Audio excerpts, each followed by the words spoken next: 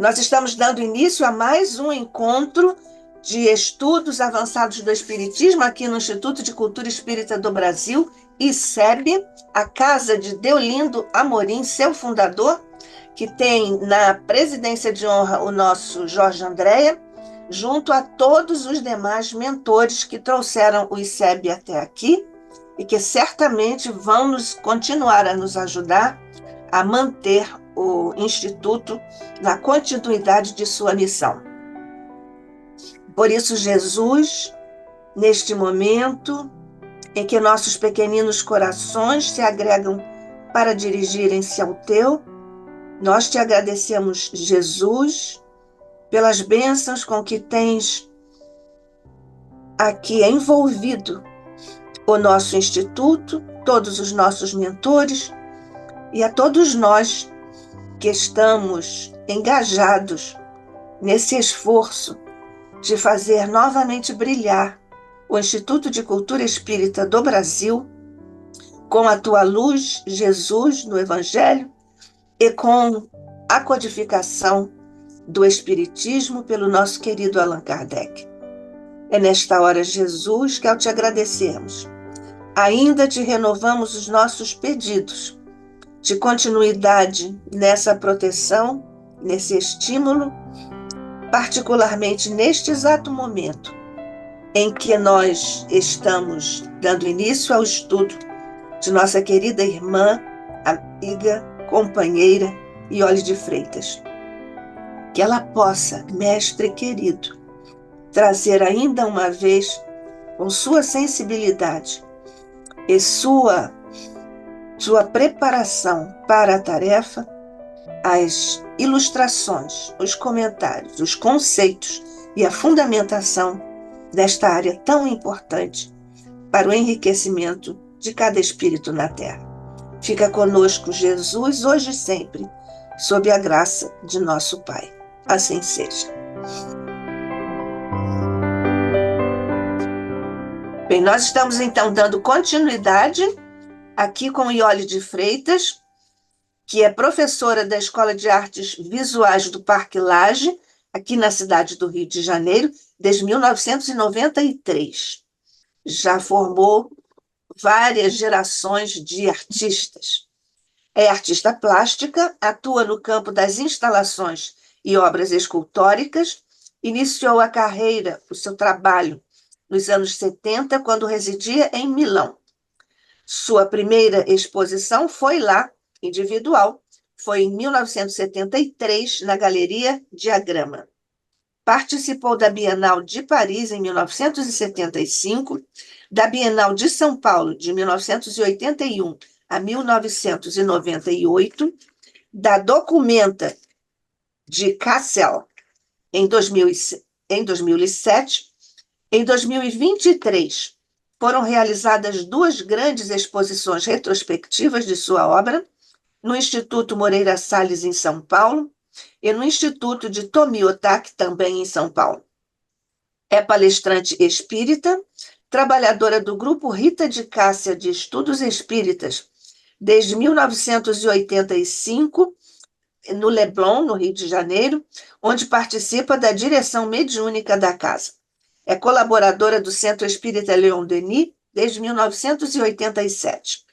Tem uma exposição Iole de Freitas, anos 70, a imagem como presença, em dezembro de 2023 até março de 2024, no Paço Imperial, na Rua 1º de Março, centro da cidade de Rio de Janeiro, além de várias instalações aqui no Rio, em São Paulo e em várias cidades, porque Iole é mesmo internacional, e agora também continua neste labor delicado para o enriquecimento e a instauração de valores delicados na Terra.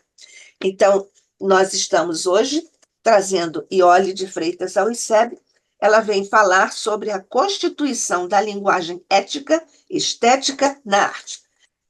Iole de Freitas, muito obrigada. Aqui, em nome do ICEB, somos todos ouvidos. Eu que agradeço, Nádia, essa oportunidade, que é uma alegria para mim estar com vocês, de verdade. Olha, Hoje Receba. nós então vamos pensar na relação ética e estética na construção de uma obra de arte, na constituição da poética daquela obra. E para isso, nós vamos tomar, em grande parte, os estudos trazidos por Leon Denis no livro Espiritismo na Arte. Eu trabalho com a edição do CELT. E nós estamos, então, tomando como referência, né, na parte terceira, nós vamos encontrar exatamente o que estamos buscando para o título, né, para o tema do estudo de hoje. Se chama Fusão do Bem com o Belo, para percebermos que é extremamente importante nós compreendermos a ligação entre ética e estética. E não tem como pensar em ética sem pensar no bem que a gente pode fazer, no bem com o qual somos aquinhoados no mundo em que estamos, no bem que provém do plano espiritual, dos guias e trabalhadores espirituais, em nosso benefício. Então, eu vou ler alguns trechos do texto de Leon Denis e vamos comentando para vermos como é que ele construiu, não é, esse raciocínio para que possamos compreender esta ligação do bem com o bem. Na primeira parte, ele vai dizer o seguinte: em resumo, a lei eterna do universo, o objetivo sublime da criação é a fusão do bem com o belo. Já começa afirmando isso. Esses dois princípios são inseparáveis. Eles inspiram toda a obra divina e constituem a base essencial das harmonias do cosmos. Olha como é importante isso. Não só ele está afirmando que existe a fusão, importante, ter uma coisa fundida com a outra, não é uma coisa empilhada em cima da outra, né? Não é uma coisa que atravessa a outra e some. Então, existe a fusão desses dois tópicos que são fundamentais para bem viver. E aí vai trazer também isso que é muito importante, que a união destes dois temas, desses dois, como eu vou me expressar melhor, dessas duas qualidades do viver o bem com o belo, eles inspiram toda a obra divina. Olha como ele puxa. Ele, antes de falar que inspiram as obras, né, nossas, espíritos encarnados, ou dos espíritos desencarnados, ainda na nossa faixa, que também labutam nessa faixa da invenção, nas artes plásticas, na música, como os outros que já estão muito acima, espíritos que conseguem comungar, né, com a visão do Criador, ele diz que toda a obra divina resulta da fusão do bem com o belo. E aí constitui a base essencial das harmonias do cosmos. Então, ele está trazendo duas questões aqui importantíssimas. Uma é que, se toda a obra divina, né, provém da fusão do bem e do belo, toda a natureza na qual nós somos integrantes.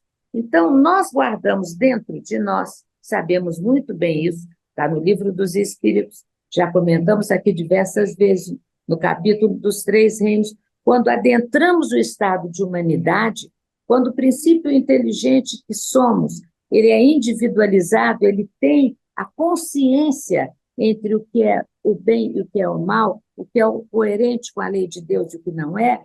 Então, nós somos uma das expressões da criação divina. E sendo uma das expressões da criação divina, e ela sendo o resultado da fusão do bem e do belo, nós guardamos isso dentro de nós, basta nos tocarmos nestas faculdades da alma, como nos diz Leon Denis, e aprendermos a desenvolvê-las. Porque muitas vezes a gente, ou por preguiça, ou por um certo desleixo moral mesmo, a gente deixa, não é, a fusão dessas duas categorias, não é, apagada, abafada em nós. E o que nós vamos então perceber é que existem milhares de possibilidades para que o espírito encarnado e desencarnado ele ative, não é, essas suas faculdades. E a arte é uma delas. E a arte, como ela responde exatamente ao processo criador, nós vamos vendo que ela será um testemunho da possibilidade dessas duas potências do bem e do belo expressas na linguagem artística criadora no mundo.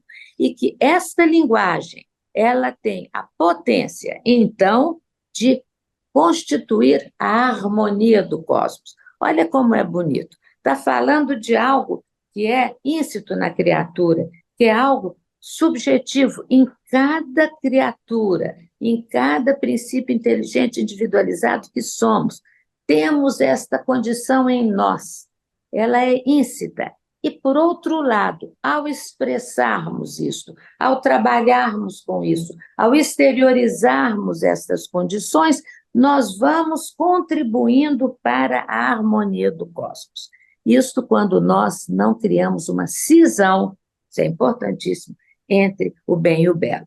Porque como a criatura humana tem o arbítrio sobre as coisas morais, como estamos muitas vezes desligados das questões essenciais que existem em nós, dos atributos espirituais que temos, nós muitas vezes podemos deixar de lado esta combinação inacreditavelmente feliz do bem com o belo, e às vezes deixa-se de lado o bem em nome de focar, né, diretamente o belo. Tudo bem, o espírito nessa encarnação fica muito ensimesmado, muito em si, mas produz uma linguagem plástica, musical, literária, que seja, muito forte, mas não consegue ainda, além da exteriorização de si e da constituição de mais um elemento para a cultura geral, então estamos tratando aí da lei de sociedade,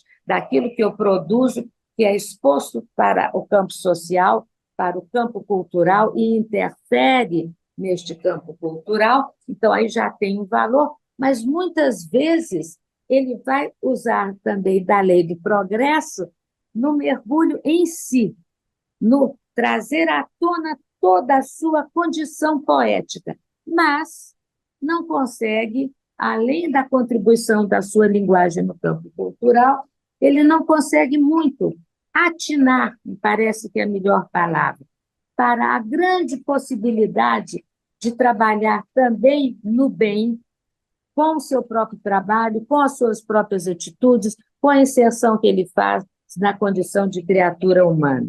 Então, nós não podemos esquecer que está íncito na criatura a ligação do bem com o belo, mas caberá a cada indivíduo, a cada espírito encarnado ou desencarnado, propiciar a fusão dela, no modo em que existe uma equiparação entre um valor e outro, ou, às vezes, o espírito se deixa tomar por um ramo só, e nas outras encarnações será possivelmente convocado pela lei de Deus e, através de toda a orientação dos seus guias espirituais, a voltar numa outra encarnação, onde todo aquele apanhado, aquela aquisição que ele foi desenvolvendo nas últimas encarnações, de contribuir através da linguagem, através da sua obra no campo cultural,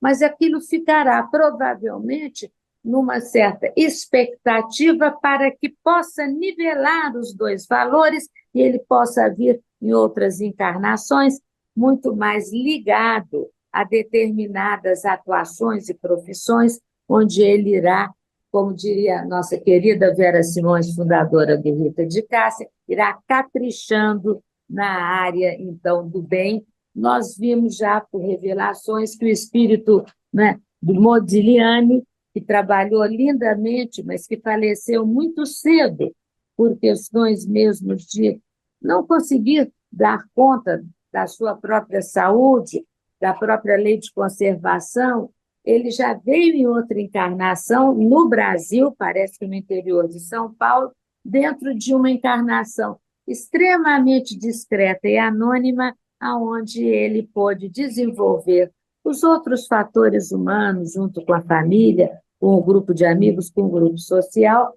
que ele não conseguiu desenvolver, não teve nem o tempo, né, porque desencarnou muito novo, né, mas deixou uma obra sublime. Então, nós vamos vendo, isso é importante, porque senão vão perguntar, e os artistas que são destemperados, que têm uma obra excelente, mas estão destemperados? Estão destemperados, ninguém vai negar, mas em algum momento, como está dentro deles, de maneira constitutiva do ser, de sua essência, estes dois valores do bem e do belo, isto voltará a florescer e, pela lei do progresso, irá conseguindo equalizar estas duas condições do espírito. Vou ler mais um pedaço. O pensamento e a intenção divinos, sendo o bem, estou afirmando que a intenção divina é o bem, a manifestação deles é o belo. Isso nos diz Leon Denis. É uma frase muito afirmativa, né? Porque ele diz que a manifestação do bem, no crivo do que a gente chama da intenção do pensamento divino, é o belo. Isso é muito bonito, porque aí a gente pode perceber a responsabilidade de quem trabalha dentro da área de criação artística, quando detém a condição de mergulhar em si, produzir uma linguagem, de que ele tem essa condição e nela está contida a possibilidade de ser o que ele faz, a manifestação do belo, isto quer dizer a manifestação do bem. É muito interessante porque a gente lê todo esse livro de Leon Denis e vamos vendo todos os esclarecimentos, alguns já compartilhamos aqui, como, né, o artista que hoje está empenhado na criação da sua linguagem, ele, muito possivelmente, já teve outras encarnações também neste filão para ir amadurecendo em si esta possibilidade e, ao amadurecer, né, expandindo a sua condição de ter uma expressão da obra da criação, ele também, quando está na erraticidade, isso nós vimos que acho que é uma das grandes contribuições que esse livro de Leon Denis nos traz, que é elucidarmos como ocorrem, na média, não é? Os tempos que são passados na erraticidade entre uma encarnação e outra, por esses espíritos, né, artistas criadores, pois eles também na erraticidade, eles continuam a ter condições de desenvolvimento, isso no nosso orbe, mas também fazendo, né, digamos assim, palavra minha, expedições, eles vão visitar laboratórios, ateliês em outras paragens espirituais, muitas vezes constituídas de espíritos muito mais evoluídos, que já têm uma condição perceptiva e sensível muito maior do que a nossa, muito maior do que na nossa faixa, quando estivermos desencarnados, porque são espíritos que já criaram para si, por toda a experiência no bem e no belo, através de diversas encarnações, há condições de perceberem nuances do pensamento divino, nas colorações que parece, pelo que diz Leon Denis, incríveis, que nós não conseguimos nem imaginar, porque são atmosferas constituídas de outras realidades. Nós temos tudo nosso muito relacionado ao carbono, né? Mas nos elucidam os espíritos que imensidades, né, na atmosfera superior, elas são constituídas de outros elementos que vão nos dar a possibilidade de criar nos ateliês da erraticidade, né, obras com condições expressivas muito mais potentes do que aquelas que nós já dominamos aqui, e digo assim, nós, e nisso eu coloco prioritariamente os gênios, né? Como nós tivemos Rembrandt, como nós tivemos Matisse, como nós tivemos o Aleijadinho, né? Então, nós vamos percebendo que é um contínuo, não é assim fragmentado. Um espírito que chega a ter uma aptidão, que é outra palavra que Leon Denis usa muito, não é? Para as artes ter essa capacidade, é porque ele começou há muito tempo atrás e foi trazendo a possibilidade de aprimoramento, o aprimoramento no fazer, de acordo com as tecnologias, as possibilidades que cada época, né, da humanidade trouxe, mas principalmente, isso é que é o foco da questão, com o desenvolvimento da sua essência como espírito imortal. E essa essência espiritual foi se sensibilizando, se aprimorando, para que ela possa entrar em comunhão com as efemérides espirituais, com as irradiações provenientes dos espíritos artistas mais evoluídos, e poder, então, absorver de modo consciente ou inconsciente essas vibrações que passam a ser amealhadas em seu ser, e que ele poderá vir a expressá-las. E elas sempre caminharão no âmbito de um longo percurso reencarnatório, elas irão equiparando a possibilidade do trabalho no bem, da expressão no bem, com da expressão no belo. É importante para que a gente possa ter essa noção temporal, com essa possibilidade incrível que nos é dada pela lei de Deus, que é o processo reencarnatório, para percebermos que a gente poderá, então, realizar, né, a otimização dos valores espirituais no bem e do belo, né, caprichando no aprendizado e na exteriorização disso durante diversas encarnações e diversas etapas na erraticidade. Vou continuar aqui um pouquinho. Em sua ascensão, o ser deverá, mais e mais, compenetrar-se desse pensamento soberano, divino, dessa vontade soberana, e dedicar-se a realizá-los em si e à sua volta sob formas sempre mais perfeitas. Sua felicidade consistirá em assimilar essa lei e em cumpri-la. Essa frase é importantíssima, porque nós podemos desdobrar, por exemplo, né? Quando nós vamos estudar a lei de Deus e que nós vamos ver a importância da lei do progresso, que é o da ascensão espiritual, e que vai passar por um progresso material através de todas as eras, né, que atravessamos, nós vamos lidar com a lei, né, de sociedade, porque a obra de arte é uma linguagem, e linguagem é comunicação, é algo que é feita para chegar ao outro, não é para guardar só dentro de si. Então, isso está íncito. Se está fazendo uma obra de arte, tendo consciência disso ou não, estudando isso ou não, tendo este valor explicitado já em si ou não, mas ele o tem dentro de si, né, ele compreenderá que o vínculo dele com os outros, com seus irmãos de humanidade, com os outros artistas, com as outras criaturas, isto é um movimento de chegar ao outro, isto é uma ponte para chegar ao outro, isto é linguagem, isto é o oposto do isolamento.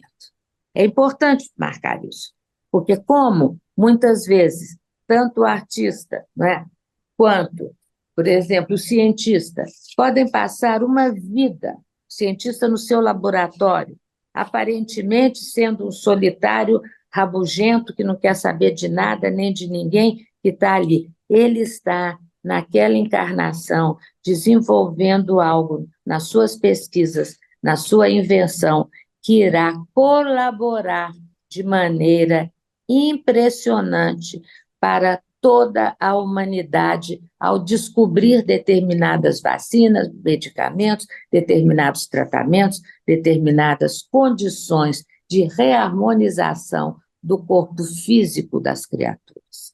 Então, para a gente não julgar, né? Que a gente adora julgar.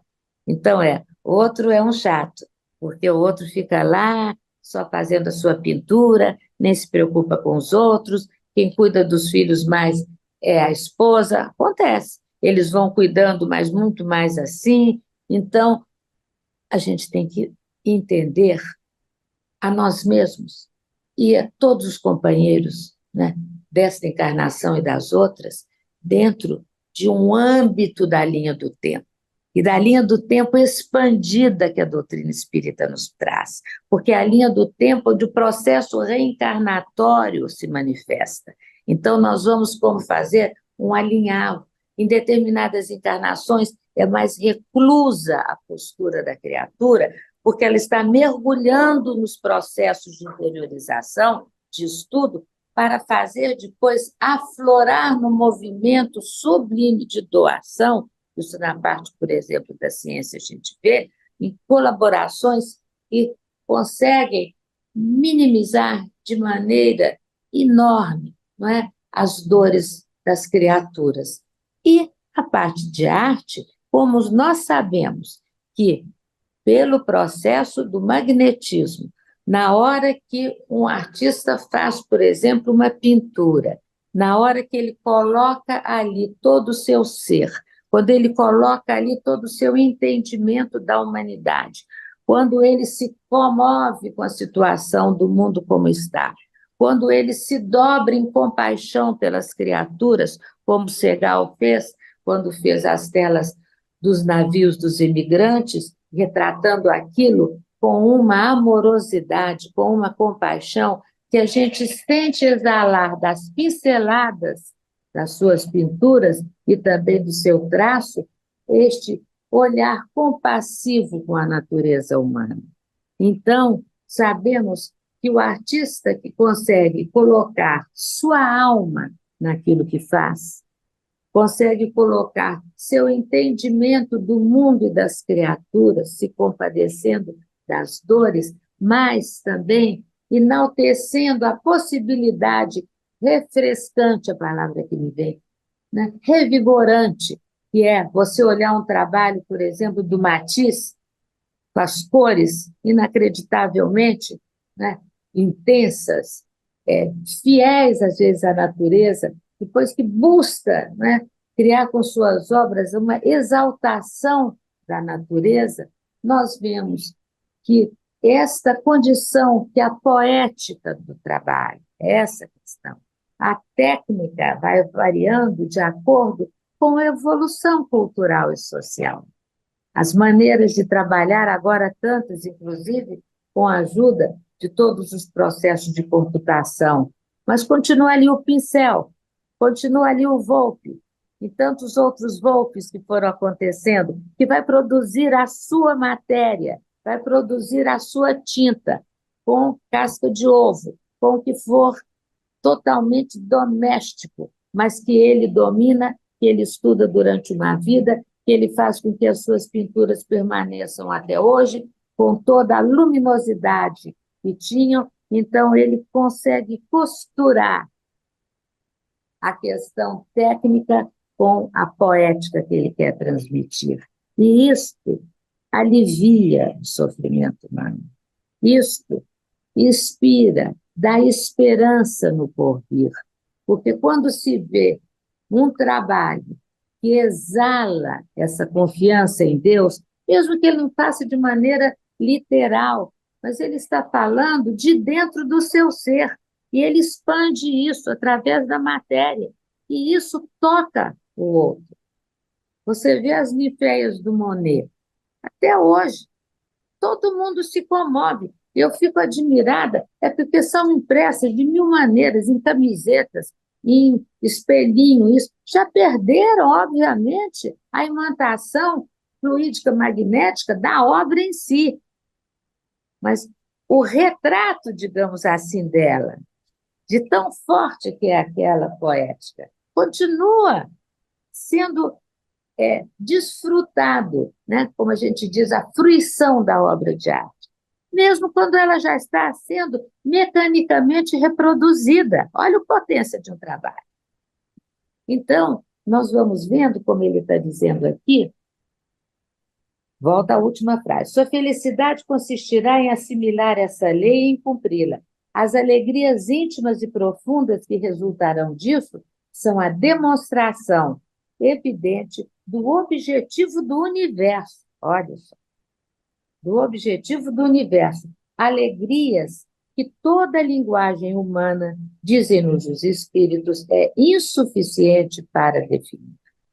Aí nós vamos vendo determinadas obras, né, de Da Vinci, nós vamos vendo Michelangelo, nós vamos vendo a Pietà, nós vamos vendo determinadas obras, Bernini, aonde, né, o planejamento de todo o manto, que é enorme, né, que se estende naquele planejamento que você olha para ele, aí o seu olhar aceita aquilo, aquela ondulação daquele planejamento que é mármore e que parece um tecido, né? Que aquilo, então, que contém dentro a figura, né, da Madre de Santa Teresa, e aí, né, que fala do êxtase de Santa Teresa, com aquele rosto direcionado aos céus, nós vamos vendo que na tradução de um instante de êxtase de uma criatura que trabalhou seu espírito ao ponto de conseguir adentrar estas alegrias que toda a linguagem humana é insuficiente para definir, mas na arte existe a possibilidade de, ao menos, tentar, para nós humanos, na faixa em que estamos, né, sermos tocados por estes mistérios do universo, quando a parte da beleza, olha a palavra que ele usa aqui, é Leon Denis, gente, tem que estar sempre reiterando, as frases são de Leon Denis, que as alegrias de toda a linguagem humana, ela não dá conta de definir estas condições, quando ele diz as alegrias íntimas e profundas do ser, quando comungam com a beleza do universo. É para a gente parar e ver se a gente está, na condição que temos, usufruindo dessas benesses.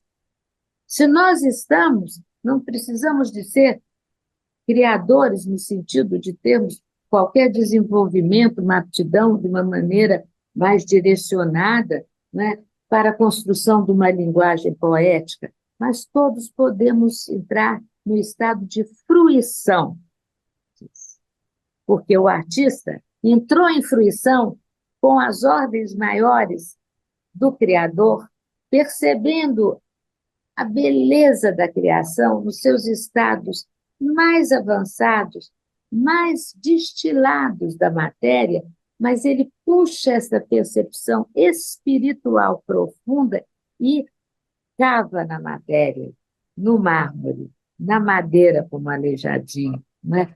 Essa percepção que ele pode deter. Aí nós vamos continuar. Essas leis, esse objetivo essencial, o Espiritismo não somente,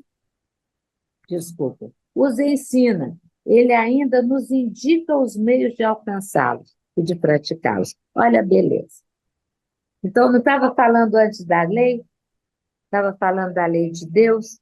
Então, no Livro dos Espíritos, que é esse primor de orientação, nós temos lá nos capítulos que falam das leis morais, né, a regra de ouro que Jesus nos trouxe, fazer o outro que queres que façam a ti, como parece que a gente não entendeu bem toda a explicação vivenciada pelo Cristo quando esteve entre nós, nós temos no Evangelho segundo o Espiritismo, né, essa capacidade dos espíritos amigos e do mestre Kardec de trazer esmiuçado. É como a gente faz com criança que não está entendendo uma coisa, que o professor já explicou 20 vezes, ele não entende.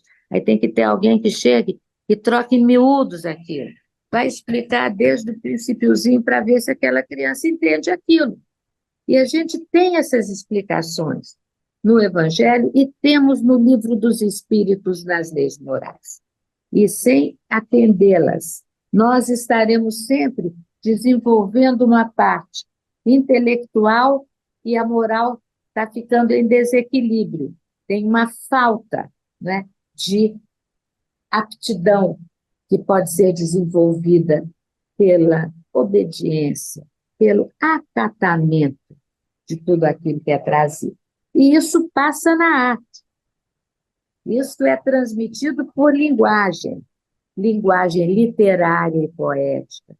linguagem narrativa, linguagem nos contos, linguagem, inclusive na linguagem oral, que estamos agora aprendendo a valorizar dos povos originários, que não há uma escrita, mas há uma cultura, há um saber que é passado pelos ancestrais e que aquilo vai de geração em geração e vão aí aprendendo ao respeito à natureza, à comunhão com a natureza, na religiosidade que eles mantêm vívida, na maneira deles.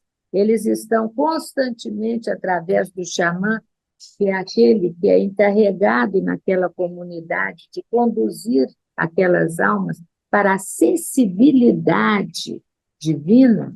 Então, nós vamos vendo que a própria oralidade, ela traz em si um saber, traz em si uma poética, e cabe a nós, como cabe a nós, se quisermos estudar russo, vai ter que estudar russo. Ou então vai ter que ter um bom tradutor de russo, para que a gente possa, né, comungar com aquelas obras. Agora, quando nós estamos falando dos povos originários, ou dos povos de origem afro, nós vamos percebendo que ali existe também a estruturação de linguagem. E na oralidade deles, eles vão cuidando amorosamente, respeitosamente do patrimônio cultural que eles detêm. Então, a gente vai vendo como que a lei de Deus é incrível, porque tem a outra lei, que é a lei de igualdade. Então, o poder criador não pode ficar vinculado simplesmente às sociedades que conseguiram atingir um certo grau de progresso. A gente sabe que é assim. Mas todas as comunidades, pela lei da igualdade, têm a condição, como espíritos imortais que são, encarnados neste momento, dentro destes grupos, onde nós temos o afloramento da cultura na nossa terra, nós vamos vendo como é importante reconhecer que, pela lei da igualdade, todas as manifestações culturais são legítimas, que cabe a nós entendê-las, e às vezes precisa de ter pessoas que fazem a tradução disso também para nós, como tem quem traduz as outras línguas, obras que a gente precisa conhecer, né, como a Divina Comédia de Dante. Os escritores extremamente habilitados foram fazendo essas traduções, respeitando o texto original e trazendo-o para a contemporaneidade. A gente sabe, os irmãos Campos fazem isso de uma maneira incrível, né? Os grandes tradutores, criadores, eles trazem para nós. Então, nós precisamos de compreender este âmbito incrível, porque o poder criador está íncito em todas as criaturas, está íncito em toda a criação. A flor, a planta da orquídea que a gente ganha, que está linda, de repente morre, porque tem o tempo dela. Aí ficamos lá com a planta, cuidando dela direitinho, observando-a diariamente, até o momento em que ela generosamente se expressa novamente com outra ramagem de flor. É inacreditável. Quando tem os meses em que elas se repetem, tem algumas no ateliê que estão lá, que eu me lembro que eu dei de presente para minha mãe no Dia das Mães, né? Isso já tem mais de 12 anos. E elas sempre no mês de maio florescem. E elas são bem particulares, que é uma amiga que entende, é uma felicidade, ela entende de plantas, especialmente, ela entende de orquídeas, cuida do orquidário do Jardim Botânico. Então, ela me orientou para comprar esta flor, que é amarelo, amarelo e magenta no meio dela. Então, é uma coisa que você olha e fala, como? Um pintor não vai conseguir fazer isso, porque como a luminosidade, quando o dia está cinzento e ela está ali reluzindo cor, é dela, não está refletindo a luz do sol, Então, é a pigmentação natural que ela nos dá a ver naquela. E não tem passagem, interessantíssimo, do que como se fosse o magenta, né? Que é essa cor vermelho bem forte, o rosado, entrando aos poucos no amarelo, ouro. Não, é amarelo e magenta, como se houvesse uma linha de contorno no magenta. Isso é a natureza, e a generosidade dela, que se a gente tiver paciência e cuidar, anualmente ela retorna. E a gente pode fazer uma comparação, se vocês permitirem. Secularmente iremos retornar pela lei da reencarnação. E nós teremos guias espirituais extremamente pacientes e zelosos, observando-nos na linha do tempo, de encarnação em encarnação, atravessando o momento, né, do convívio na Terra com os momentos de erraticidade, e esperando o momento em que a nossa floração espiritual possa se dar de maneira única e legítima, mas de maneira extremamente coerente com o processo de individuação que criamos. É outro ponto que temos que tocar para falar do bem e do belo. O processo de individuação, o conceito tão bem trazido pelo caro professor Jorge Andréa, de almas-grupo, isto está no âmbito vegetal, no âmbito animal, em quase todos, alguns já não, já estão criando o processo de individuação e já vão tendo essa independência. Isto quer dizer, quanto maior for a independência, isto revela a maior aptidão, né, daquele princípio inteligente em poder arbitrar nas questões morais. Então, só quando adentra o estado de humanidade é que a gente vai ter isso. E nós vamos, então, tendo a condição, né? É um respeito da lei, não é isso? Porque tem horas que a gente é tão teimoso que dá vontade de falar, meu Deus, podia dar um empurrão para ver se vai um pouco mais à frente, porque repete aquilo. Mas a lei é extremamente paciente. E a nossa individualidade nós não perdemos.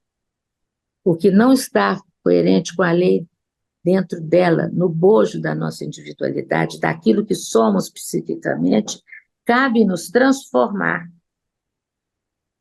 Cabe-nos transformar aquelas marcas que nos deixaram em dissonância com a lei de amor, cabe-nos construir outras oportunidades, outras condições de expressão humana que possam demonstrar a nossa capacidade que temos, porque somos criaturas de Deus.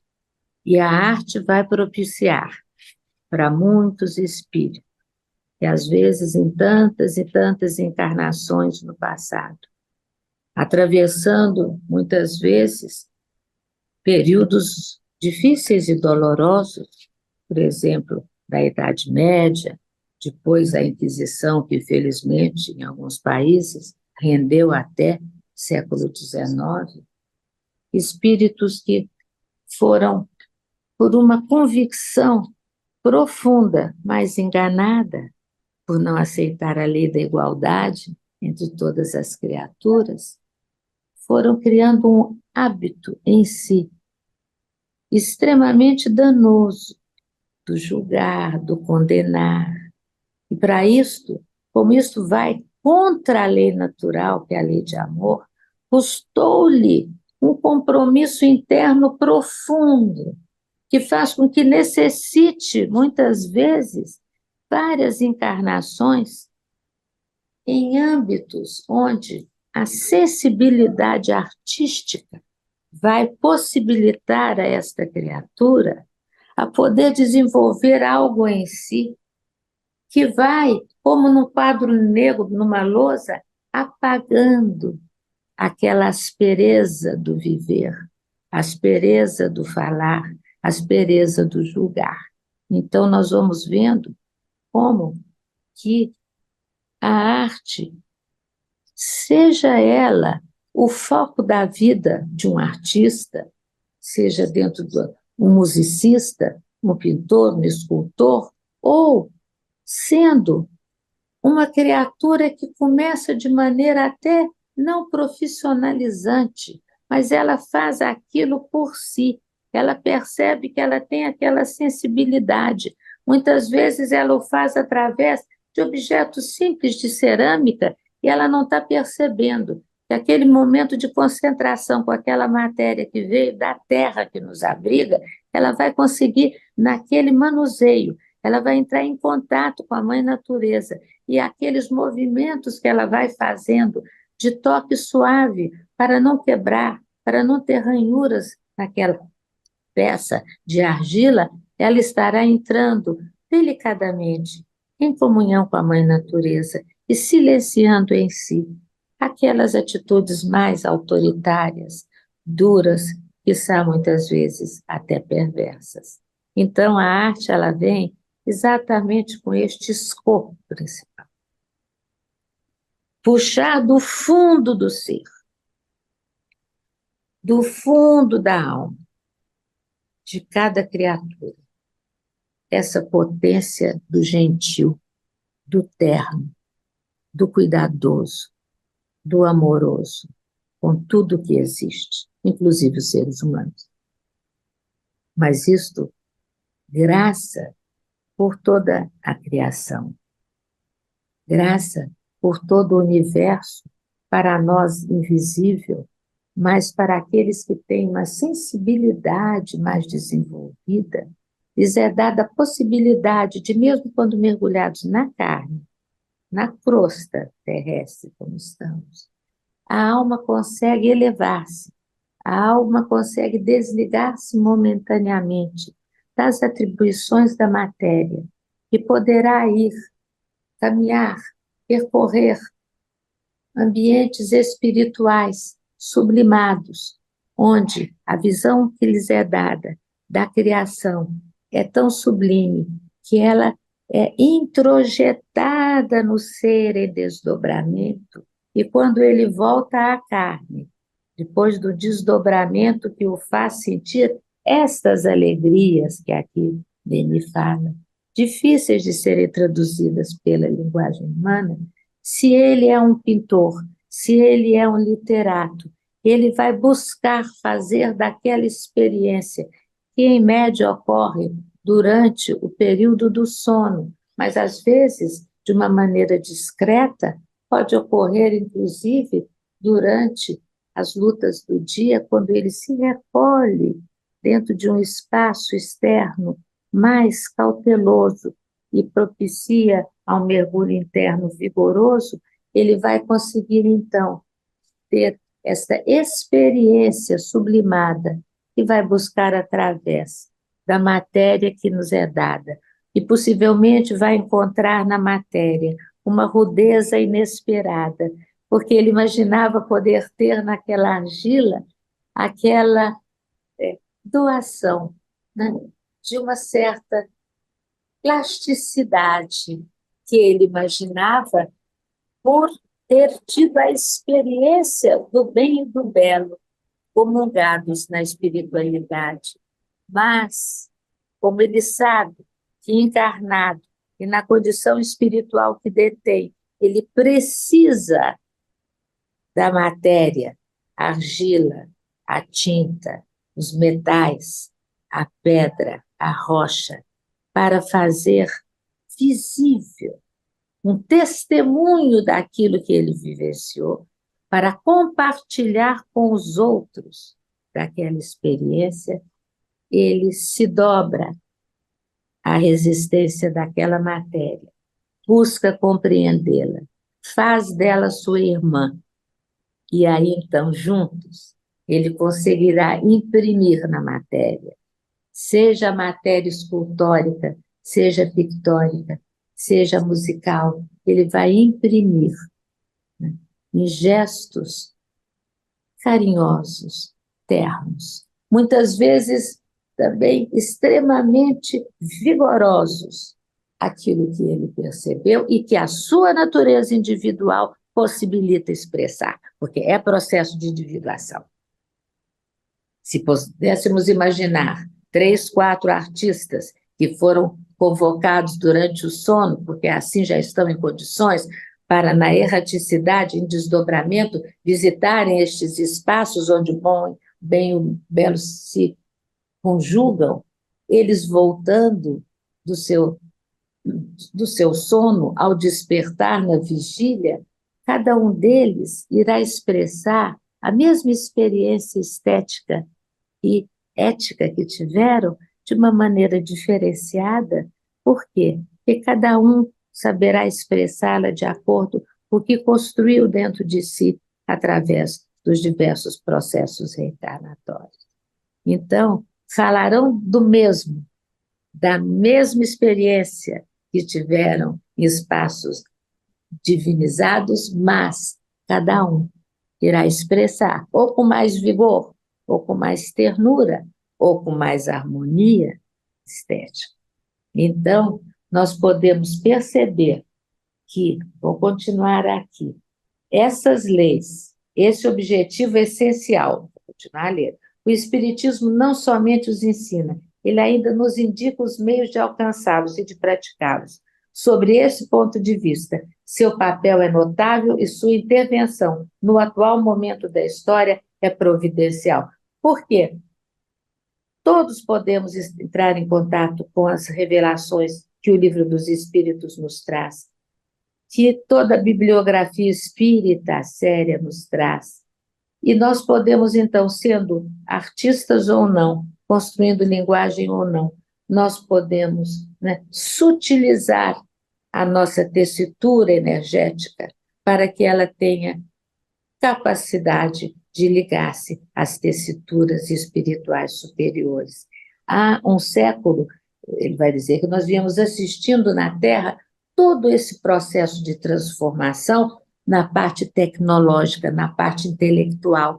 Há agora que, de percebermos a necessidade de, dentro de todas estas conquistas, nós podemos trazer à tona a essência espiritual, que é a essência de todos nós. Ele vai dizer o seguinte: a evolução material necessita de uma evolução filosófica e religiosa paralela, sem o que as forças intelectuais se voltariam cada vez mais em direção a uma desordem, e o mundo desabaria no grave e grande cataclismo do qual a última guerra seria apenas o prelúdio e dele nos daria uma só ideia.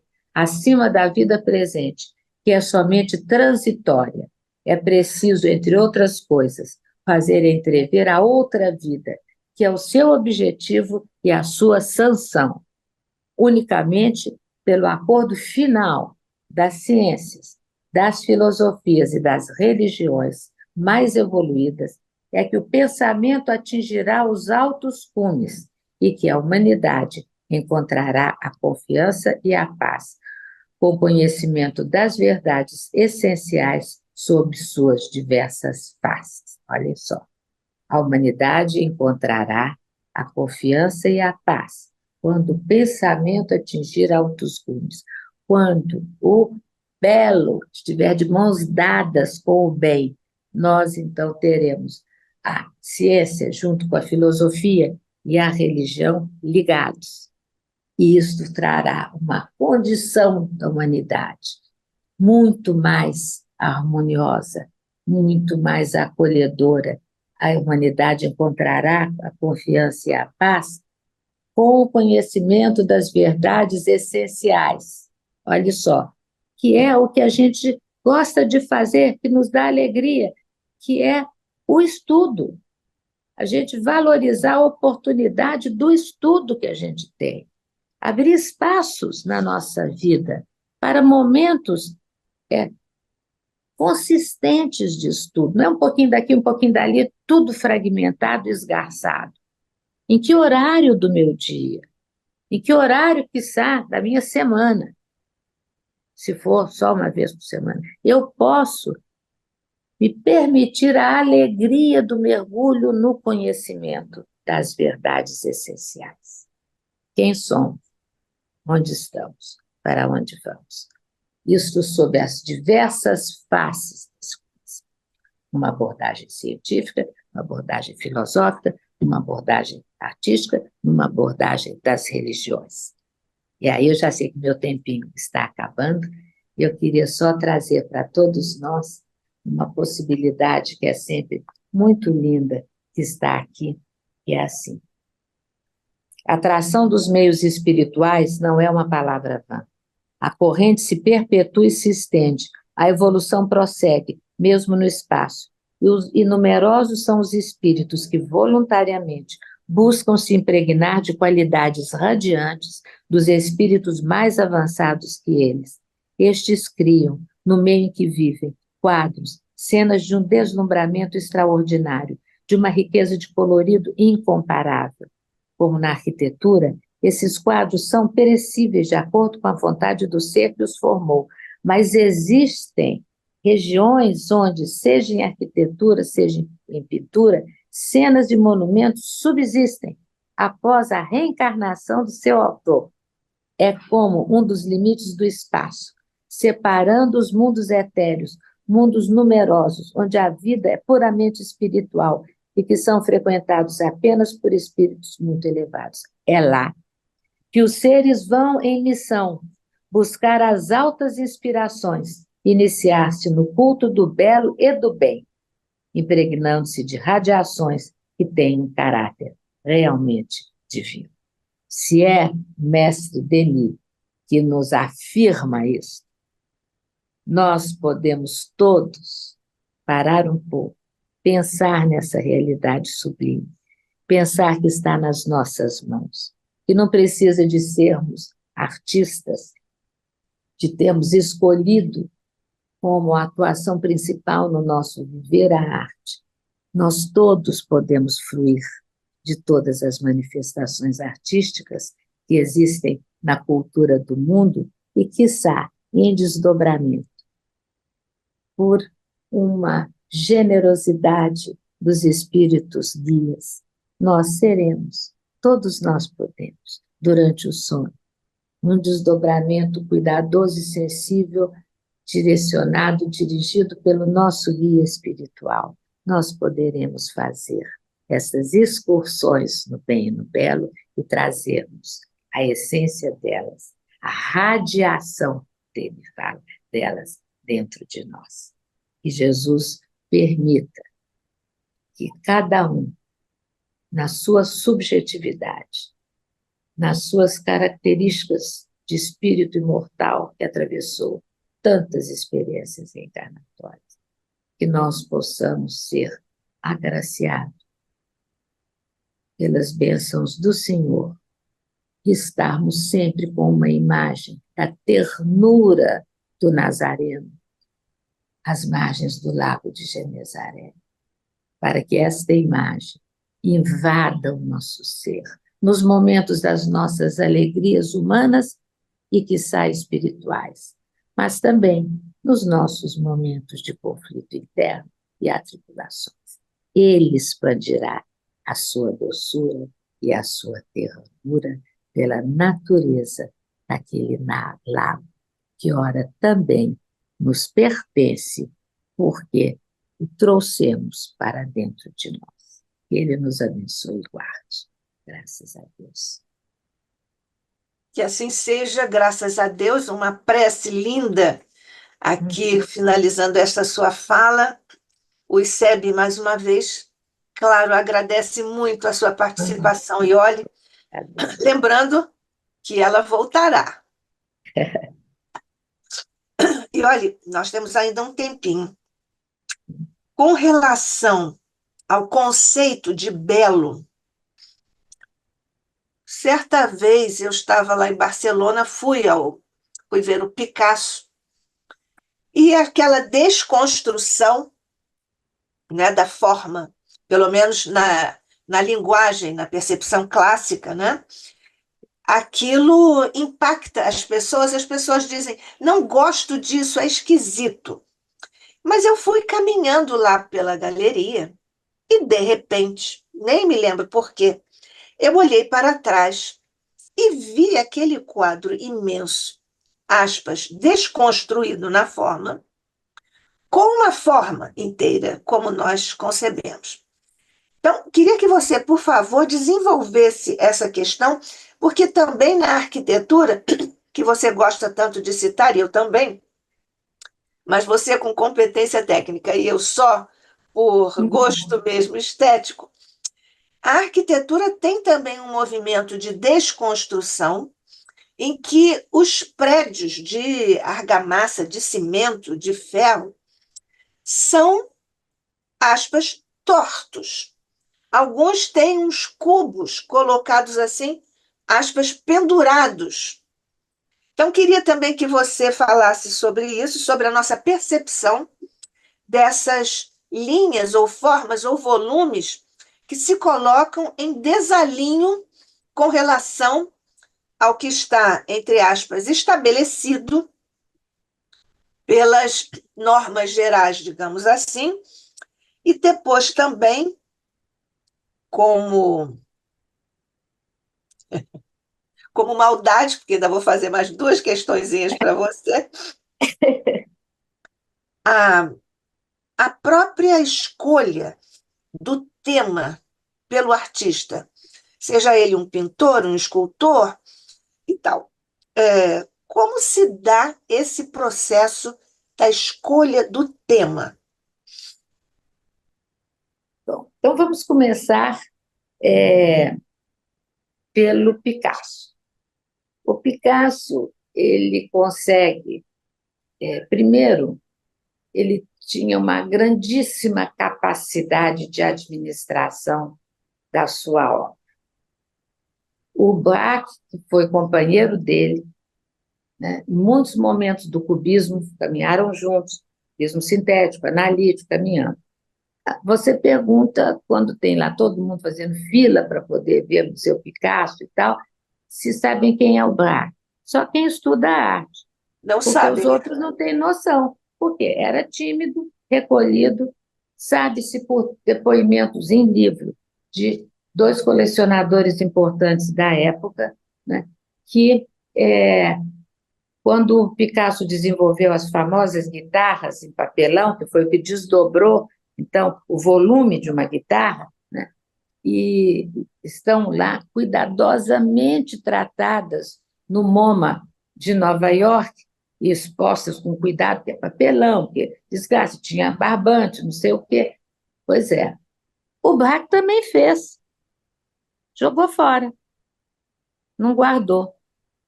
Os colecionadores vital. O Picasso, só para a gente entender isso também, e aí a gente não tem que ficar naquela posição crítica, tem que observar. Ele tinha uma enorme capacidade de divulgar o que fazia, de valorizar o que fazia. Ele estava sempre com um fotógrafo amigo morando junto com ele, quase sempre, que fotografava o cotidiano. Então, tem livros e livros do Picasso e tal. Isso é o homem no mundo. Este homem no mundo, como espírito, o que ele buscava? Ele tem as fases dele, azul e rosa, que ainda eram todas mais ternas. Ele foi percebendo, ele, Cézanne, que o olhar humano tinha essa condição. A gente vê aqui, a gente não vê nas costas quando está encarnado, não vê aqui do lado, você vê, tem um âmbito, né? Mesmo olhando aqui, eu estou aqui, olho para a janela aqui na frente, vejo até aqui do lado, para trás não vejo mais. E ele, então, foi buscando colocar na tela, ou antes no papel, desenhos, né? Ele foi colocar o que seria aquele volume que a gente está vendo ali, sendo a guitarra ou sendo o corpo humano, se o nosso olhar pudesse vê-lo de vários ângulos. E ele insere isso num só desenho, que é plano, planar, bidimensional, falando de algo tridimensional. Então, ele tem textos dele que ele afirma que é uma investigação altamente intelectual. Ele queria entender aquilo, ele queria perceber aquilo, ele queria falar, mas por que que é assim? Por que que eu só vejo assim? Por conta da minha condição visual. Então, o que seria essa forma se eu pudesse vê-la? Isso sem falar, porque coisa de filme, cinema, depois todo o pessoal que foi trabalhando com arte e movimento, nu descendo a escada, logo depois, aí como que se registra um corpo em movimento. Mas ele queria olhar o mundo, como Cézanne ficou olhando, né, o Monte de Saint-Michel lá atrás, com tal luz do entardecer, do amanhecer, tal, o que que muda, e foi fazendo tudo em facetas para mostrar, eles estão questionando essa solidez do corpo humano, com a solidez da montanha, dizendo, mas aquilo é feito de pulsação. Não é isso? O princípio inteligente dorme no mineral, mas está lá. Então, a obra de Cézanne e a obra de Picasso, elas têm essa contribuição. E ele dizia, eu sei que as pessoas acham que é feio, ele usava a palavra feio, que é feio. O novo sempre é feio, porque as pessoas não estão acostumadas. Bate numa questão de gosto, que aí é uma coisa que a gente teria muito tempo para discutir, porque o gosto muda de acordo com as épocas, não é verdade? Rubens desenhava aquelas mulheres todas gordinhas. Imagina agora, se aquilo seria uma expressão de beleza, com o pessoal gastando horas malhando, malhando nas academias, para ficar com o corpo assim assado. Daqui a uns anos já não vai ter isso mais também. É tudo cíclico. Então, o que ocorre é que Picasso ele fez uma investigação intelectual sobre a visualidade da algo. Como que eu posso expressar algo que eu compreendo na tridimensionalidade dela e eu vou colocar isso numa bidimensionalidade. Como vou fazer?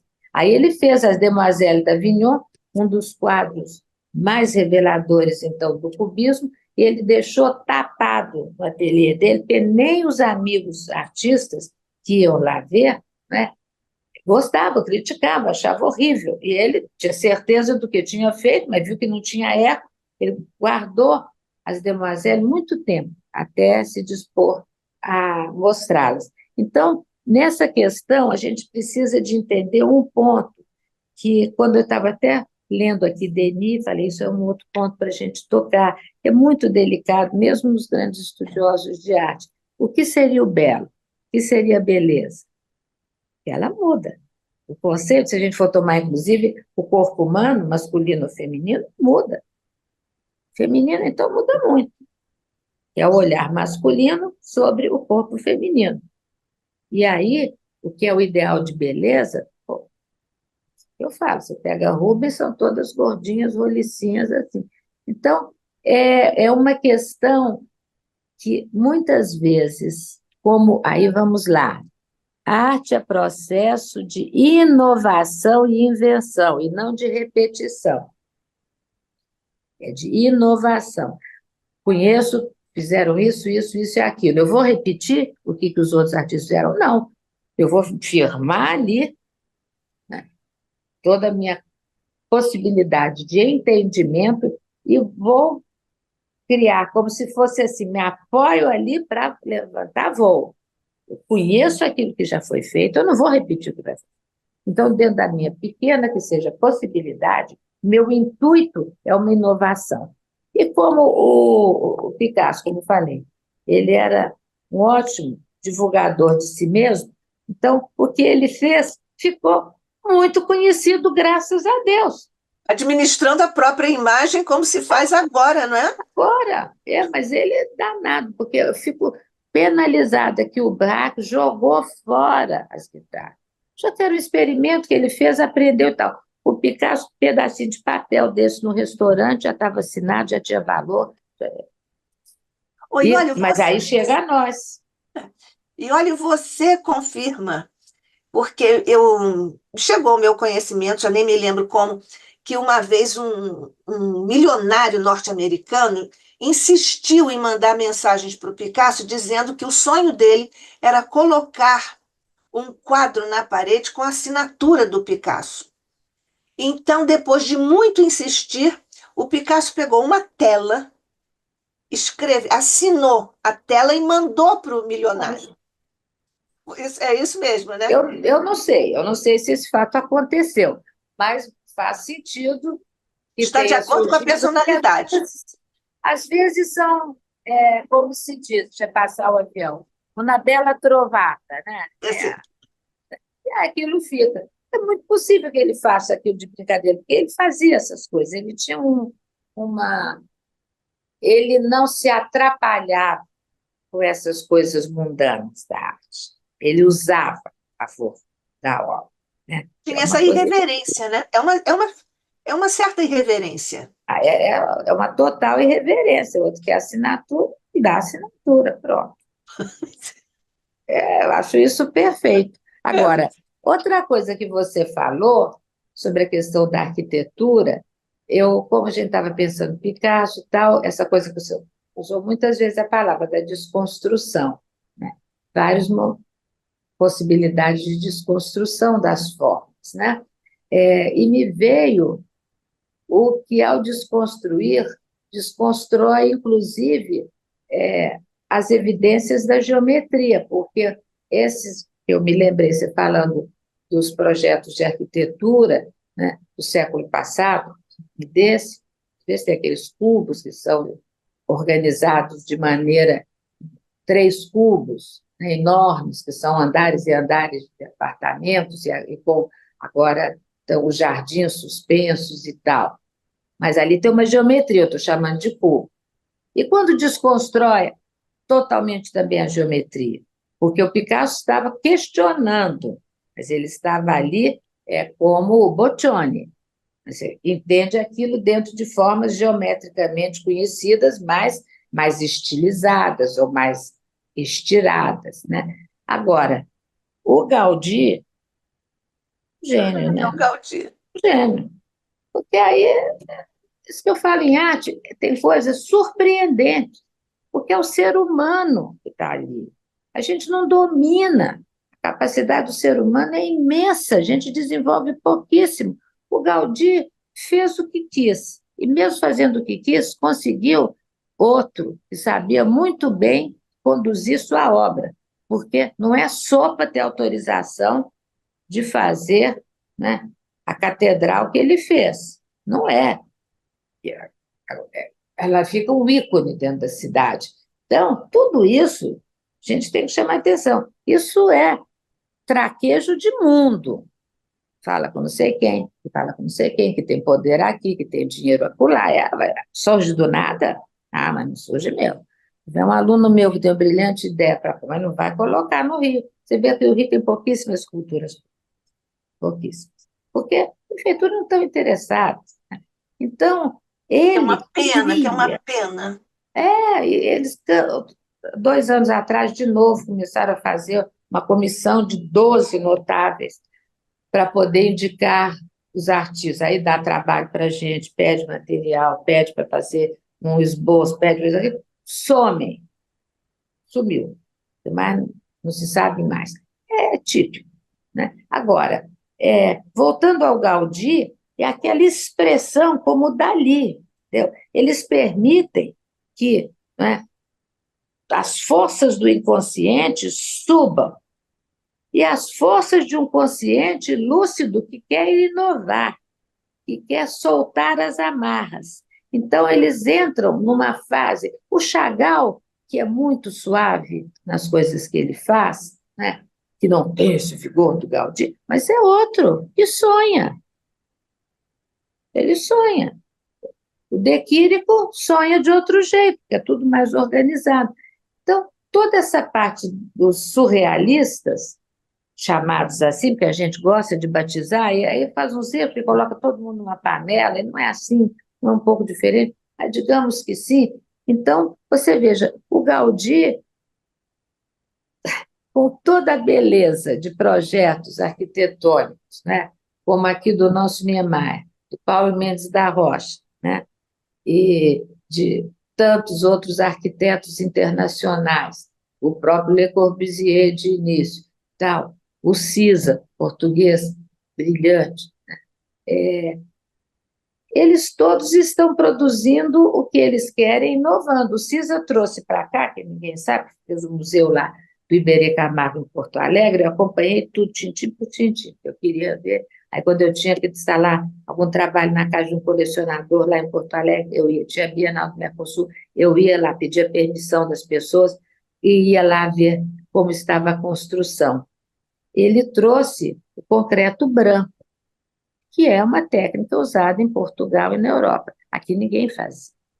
E ele trouxe, ele quis, ele ia fazer a obra dele, o terreno desse tamanho. Deram para ele um terreno que cai dentro do rio, e atrás, imediatamente, começa uma área que é de uma floresta que não é intocável. Eu não vou derrubar nada. Eu vou trabalhar nesse pedacinho que estão me dando. A Alcisa, a prefeitura do aqui, ele enfrenta e faz aquele museu, que é a coisa mais bonita que existe. Né? E ele é todo em concreto. Então, ele trouxe uma sabedoria. Então, é uma inovação. Enquanto o Gaudí inova, fazendo as formas que vêm, né, como diria, da cabeça dele, faz, mas são todas inspiradas, quiçá, até em desdobramentos, que ele foi levado a lugares que funcionam assim. A gente não sabe, né? Mas, então, essa parte toda da inovação, ela está dentro do processo de criação e depende do artista ele inovar de maneira mais fácil de ser reconhecido externamente ou não. Né? Agora, outra coisa que você perguntou foi do tema. Antes de você passar para aí, olha, esse Hum, desconforto, digamos assim, formal estético do Gaudí, por exemplo, houve uma receptividade da parte de alguns indivíduos, porque lá em Barcelona nós vemos casas, residências familiares com aquela linguagem quase. gaudiana. É. Então, a gente pensa assim, é diferente, é inusitado, não cabe dentro de uma geometria nossa do mundo, mas é altamente sedutor. Por quê? Porque é verdadeiro. Aí é que é outro ponto da ética. É coerente com o artista. Não deu para eu falar, mas é uma parte importante também na relação de ética e estética. É ético ele continuar mantendo a linguagem dele naquilo que ele acredita, naquilo que ele quer inovar. As pessoas gostem ou não gostem, ele vai fazer o que ele tem a fazer. E aí você vê, quando essa intensidade, essa verdade interior, ela está impregnada toda na obra, a obra é esta verdade, aí muita gente não gosta, se assusta, acha horroroso, mas outras são tocadas, porque tem a sensibilidade aberta para aquele tipo de manifestação artística. Depende. Pois é, e olha, você também tocou na parte estética do corpo humano, particularmente feminino, ao longo dos tempos. Então, nós podemos dizer, né, das gordinhas de Rubens às gordinhas de Botero. Ah, sim, sem dúvida, sem dúvida. E eu acho que são artistas respeitáveis, óbvio. Você olha o Botelho, é uma capacidade. E ele, eu acho, inclusive, extremamente sedutoras as obras. E ele quis marcar essa questão, que tem que tomar cuidado para não entender como estilo. Estilo, o artista já está repetindo a ele mesmo, né? Está perdendo tempo, está se autolouvando. Então, aí tudo bem, parou ali, parou ali. Tem artistas que não aguentam, às vezes, a dificuldade do processo de inovação criador é muito sofrido, às vezes, porque você não sabe o que é, você está criando algo que você não sabe o que é, enquanto você vê e às vezes não reconhece. O trabalho vai te indicando o caminho. Né? É um processo complicado. Ele não passa por uma lógica humana do cotidiano, não passa. Ele tem a lógica dele, que tem que ter uma lógica com o indivíduo. Então, tem artistas que, às vezes, não seguram o tranco, depois de um certo tempo começa a se repetir, que aí não tem mais o processo de criação. Ele repete, faz umas variantes. Né?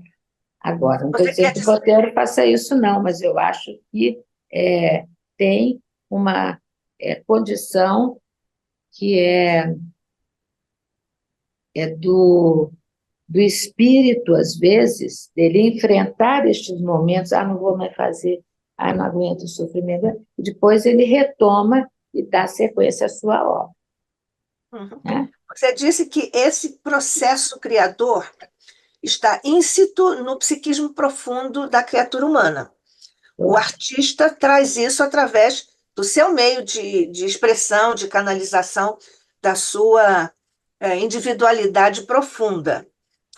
Mas o artista que começa a se repetir, de alguma forma, ele tira o foco de si mesmo, ou ele, vou usar um termo que nós espíritas gostamos de dizer, fica obnubilada essa origem do processo criador nele próprio? Eu acho que é muito difícil, sabe? Acho mesmo, cada vez acho mais, a gente julgar de fora quem somos nós. A gente que atravessa o processo criativo há 50 anos e vê como dentro de nós se manifesta de tonalidade, digamos assim, né? De cores, perfumes diferentes, cada momento do processo, e sendo próprio, que olha lá, sabe que é fulano, isso foi fulano que fez, pois é. Mas oscila muito, porque não cabe em caixinhas e gavetinhas. É um processo cíclico e um processo que cuja velocidade dele, às vezes, é muito aguçada. Depois tem momentos que acalma, depois tem outros momentos que volta. Isso a gente fala do nosso processo, porque falar de como que o artista elabora internamente seu processo, mesmo ele buscando escrever e transmitir em palavras, é muito difícil. Então, a gente não sei dizer se ele parou ali porque embotou ou porque ele está a fim de fazer aquilo e ponto. Mas se ele quiser, ele faz com criação de novo. Eu não sei. Eu vou fazer aqui um registro de algumas participações do YouTube, mas depois ainda gostaria que você comentasse a questão da moralidade na arte. Alguns dizem isto é obsceno, isto não é. Lá em próprias exposições de Paris, alguns quadros foram rejeitados por causa disto. Enfim. Mas então, a Paula Eduarda Canhadas, que está sempre conosco, muito bom, Paula Eduarda, continue. E olha, maravilhosa, maravilhosa, bom ouvi-la, claro. Fábio Peluso, o homem, bom dia, o homem do Clube de Arte, agora também aqui nos ajudando no ICEB. Aurivânia Maria, bom dia a todos. Ela disse obrigado por tantos ensinamentos.